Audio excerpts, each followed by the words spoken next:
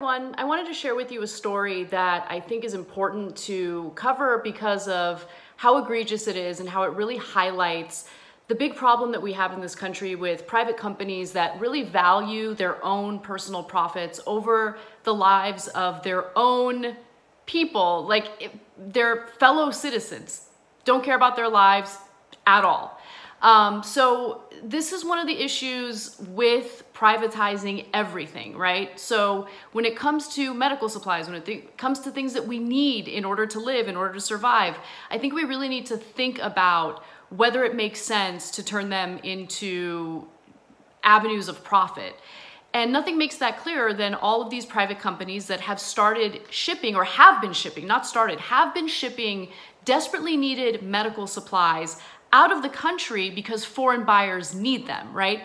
Or order them. And so there are private companies who have been selling the masks, the respirators, the ventilators, the very things that we've been needing and we've been running in short supply of. They've been selling them to other countries. So let me give you some of the details that I actually learned about this. Again, we referenced it on the main show, but the details into which companies have done this and the types of supplies that they've actually shipped out to other countries is just it's amazing. It blows my mind that with all the news that's been happening, that anyone would think that it's the right thing to do. So Li Fong got into some of the details about this, okay? And his piece says that basically there's a company known as Vessel Manifest's hold on one second. Okay, so he found that the persistent lack of medical supplies, he writes, is the result of a combination of factors, including poor planning by the US government, something that we already knew. But then he writes, in the absence of early detection and purchasing agreements, crucial medical supplies have been ferried out from American manufacturers for foreign markets, okay? So this is the US shipping their medical supplies, US companies shipping their medical supplies to companies in various countries that are also dealing with COVID-19. So Vessel Manifests, maintained by US Customs and Border Protection and reviewed by The Intercept, shows a steady flow of medical equipment needed to treat the coronavirus being shipped abroad as recently as March 17th.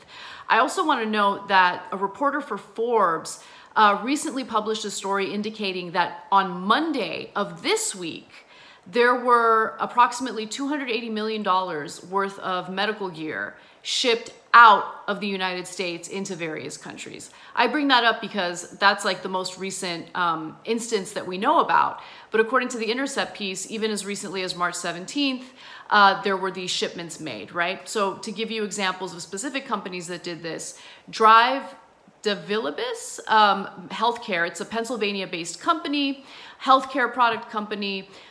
They produce supplemental oxygen machines, something that we desperately need right now.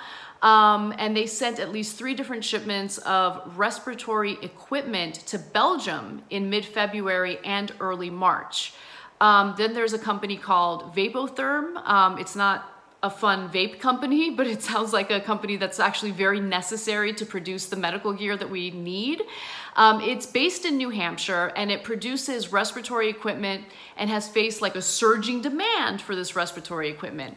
And guess what they did? They decided to hire more workers in order to be able to meet the demand. But in an interview, they were talking about the demand from other companies, or other countries, I should say, companies from other countries. And so The Intercept, Li Fong specifically, did some digging and looked at some invoices. And invoice records confirm the international shipments that Vapotherm has made. On March 8th, they sent 2 tons of high-flow disposable patient circuit units used for operating its respiratory aids. They loaded them onto a container, put them on a ship at the port of Los Angeles, and that shipment went straight to Kobe, Japan. So this is the kind of stuff that's happening. I mean, COVID-19 is a complete crisis, and we were already devastatingly unprepared to deal with this devastating crisis. And to make matters worse, we have found ourselves in a situation where we have valued profit over human lives for so long that these companies think like, yeah, in the middle of this pandemic, when nurses and doctors and healthcare professionals on the front line are dying because they don't have the protective gear that they need, we're still gonna look after profit more than these people's lives. Like, we're still gonna ship these products to foreign buyers. And that's something that just, it shouldn't surprise you, because you shouldn't expect a system in which companies are only incentivized by a profit motive. Like, you shouldn't expect them to do anything other than this. This is the rational thing to do under this system. And so we need to ask ourselves if we're okay with that, or whether we want to change that. Maybe reconsider certain industries that shouldn't have a profit motive related to them. The private prison industry has been a disaster. The privatized healthcare model has been a disaster, especially in the middle of this pandemic. We need to really rethink whether what we're doing is smart, and whether our national security shouldn't only be tied up in wars abroad. We should think about our national security when it comes to issues that could literally kill us in our own country.